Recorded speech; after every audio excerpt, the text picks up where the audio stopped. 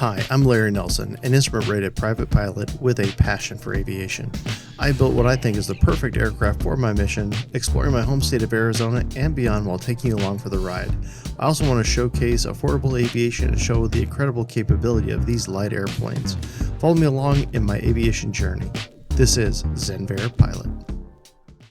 Hey everybody, and welcome back to the channel. As you know, I've been flying this plane here, the Zenith 601 HDS 8 Lima November 4, several years now, and a lot of you guys have asked me, what I've gone through to get to the plane to where it is today. Well, that is a story in itself, and so before I dive into that, let me take you back and show you where this plane all came from, where it started, and where it is today. When I had originally completed my HDS, it was a very basic VFR day aircraft. It had a very basic steam gauge panel, simple transponder, which allowed me to fly in the airspace that I wanted to. But as we know, with experimental aircraft, things change and the mission shifts as time goes on. The shift came when I decided to fly to the Zenith aircraft fly-in 2020, and I wanted to add a panel and ADS-B in and out so that I would have better situational awareness along that flight. After I got back, I decided to paint the plane, make it look more appealing on the ramp, added vinyl lettering as well, again, all because I wanted a very sharp looking aircraft. But I still hadn't touched the panel, and because of that, I decided it was time to make some other upgrades to the airplane as well. So the first thing I decided to do was add a navigation radio. This allowed me to shoot both ILS and VOR type approaches, but there was still something missing. So next step was to cut a brand new panel, put in a GPS 175 and a 2-axis autopilot. Now with this integration, I was able to work towards my instrument rating with all of the capability that anybody would ever want in a light aircraft. And right after I had finished this project, we had the incident. Now this gave me an opportunity, and the opportunity was to rebuild this airplane with all of the additions that I wanted to do.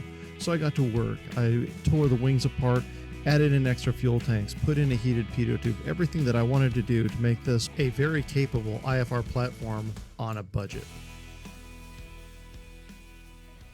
Okay, so now that you guys have seen the progression of that airplane, let me give you the history of it. So as I was building the plane, for those of you who don't know, I actually got the plane from my neighbor who had been building the plane for nearly 2 decades. Most of the time it just sat in his garage and he didn't touch it. And I reached out to him and he made me a deal I couldn't refuse, which was he gave me the plane with the stipulation that if I ever sold it, that I owed him money for the sale. Since then, I got it finished, but as I was going along in that process, there was definitely some things that were points where I had to make a decision on what I wanted to do and how I wanted to take this build. The first of those, and I would say for the Zenith community, the most important of those, is selecting your engine. So within the Zenith community, I hate to say it this way, but we have our own subcultures within there. If you look at experimental aviation as a whole, you'll notice that you have the RV guys, you have the Sonics guys, you got the Kit Fox guys, you got the Zenith guys. Within the Zenith guys, you have those who are STOL pilots, those who are non-STOL pilots, but more importantly, there is these individual subgroups around the engines. And so you have the Corvair guys, you have the UL guys, you've got the Rotax guys, you got the Viking guys, and all of us, we all have made a choice on those engines for a very specific reason. And so I need to tell you what's behind my choice here on this engine. So as you know, this plane is powered by now a 2.85 liter Chevy Corvair conversion engine. When I was going through the process, I had originally looked at a lot of different engines. I had considered the Rotax. I'd considered, at that time, the real popular engines were the Continentals, the Lycomings, the Jabiroos, and the Corvairs. Viking hadn't come on in a bit, but looking back, I think I still would have made the same choice to stick with Corvair. One of the reasons that I did that had a lot to do with the philosophy that William Wynn has around weight and balance. And so when I explain that, it's kind of interesting. So a lot of the planes at the time, if you look at the weight and balances that were done, Zenith had an issue with certain engine installations of being very aft in the CG range when you had them loaded up for normal operation. And because that's not something where I wanted to be, I like being in a point where I've got a lot of aft capability in the CG range. So let me explain a little bit more about CG and why that's important. If you're new to aviation, weight and balance is a very key and important metric that you're going to do before you do any flight. The reason for that is that all of these aircraft have a balance point that they're designed to fly within. For the Zenith 601 HDS, that is between 11 inches and 18 inches after the datum line. In this plane, the datum line is right here at the wing root. And so what you have to do is you're going to take weights on the main gear and on the tail wheel, in this case because it's a tail dragger, to determine where the empty CG weight is located or where that balance point is at. What I loved about the Corvair installations was that the idea that William Wynn had was to keep that empty CG in front of the front edge of that, basically of the envelope. That way, as you loaded things into it, you were always moving the CG aft, and then as you use up fuel and other things, the CG then slides forward. And this gives you a very major advantage, which is you're never going to get to a point where you're going to run out of gross weight and envelope within the CG. So I've done lots and lots of different calculations, and with this installation, I'm not able to get into an apt CG condition no matter how I load the airplane within the parameters of gross weight.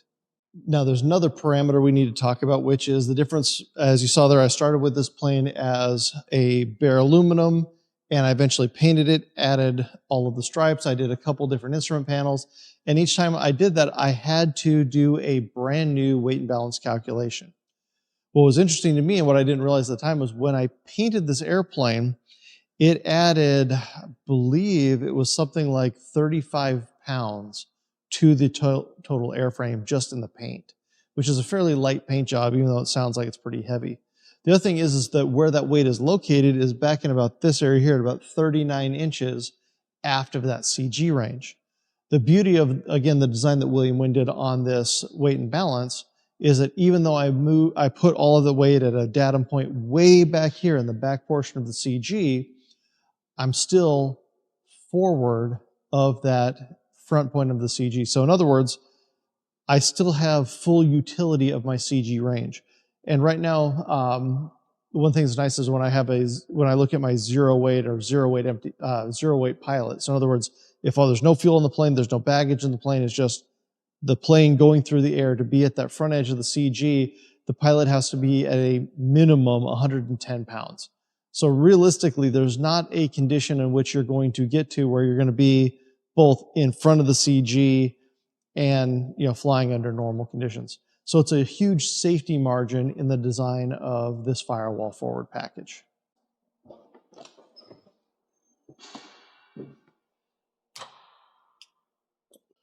One of the other things that I needed to take into account was when I was building this plane was how I was going to put in the instrument panel. And again, as I said, I put in, I think I've done the instrument panel now 5 separate times. And what I was told when I first built this, I was like, no, I'm never going to change this thing away from steam gauges.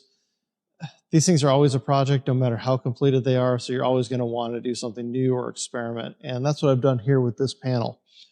One of the things I liked about it, so I started with GRT before they were a sponsor of this channel. And one of the things I like about them is from a weight and balance perspective, I believe they're probably the lightest avionics install that's on the market today. Because what you don't have is you don't have all the other associated modules. So when you look at the competitors, what you'll see an EFA screen, and then you have to have an air data computer. Well, that air data computer then is going to communicate to another module, and then you're going to have another module. So you have to have all of these modules to get the same capability that the GRT comes with innately. So when you look at the design of all of the GRT systems, the air data computer is incorporated. The GPS module is incorporated. All of the ability to bring in things like R-ing signals, all that. So in this entire installation here, to get the capability I have, there's actually only I'm trying to think here, 2 modules that were required. So it was the R-Ink module so that I could connect up the GPS 175, and then the magnetometer so that I could get a true magnetic heading for, again, to keep everything acceptable for instrument flight. But as I'm talking about this is a great time for me to talk about the sponsor of this video, which is GRT Avionics. So as you know, GRT has been a sponsor of this channel for a while. They've been great to me and they've been great to you guys because I believe they offer what nobody else does in the industry, which is a modern avionics panel at a price that the majority of us that are building an aircraft can afford. And so you can start out with something like the Mini EFIS, which I have up here. And I believe right now they're somewhere in the neighborhood of about $1,600, $1,700, give or take. From there, you can move up to the Sport EX. And again, when you look at all of these systems, there's a lot of capability that's baked into them, and you get a really good product for the price you're paying. All the way, you can even take it all the way up to their top of the line, which is the Horizon, which is a 10-inch fully integrated display. And I don't think there's a better panel on the market for the money. So if you guys are in the market for avionics for your experimental aircraft build, really consider GRT Avionics. And I think you'll be surprised at what you can get and what's available to you within your budget. So again, go to grtavionics.com and check out the offerings that they have there.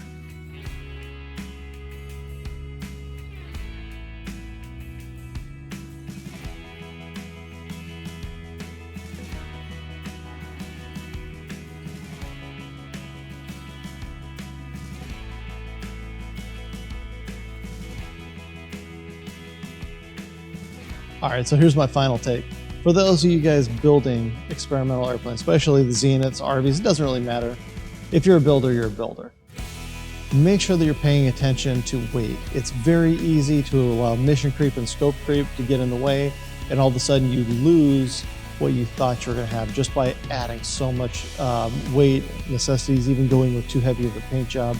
All of these things need to be considered when you are building one of these airplanes so that in the end, you get a plane that fits your mission, gives you the capability you want, and gives you the utility you were after from the start. And with that being said, thank you so much for watching. I'm gonna wrap this one up here. For projects in the garage, planes in the hangar, get building, get flying, and I'll see you guys in the air next time.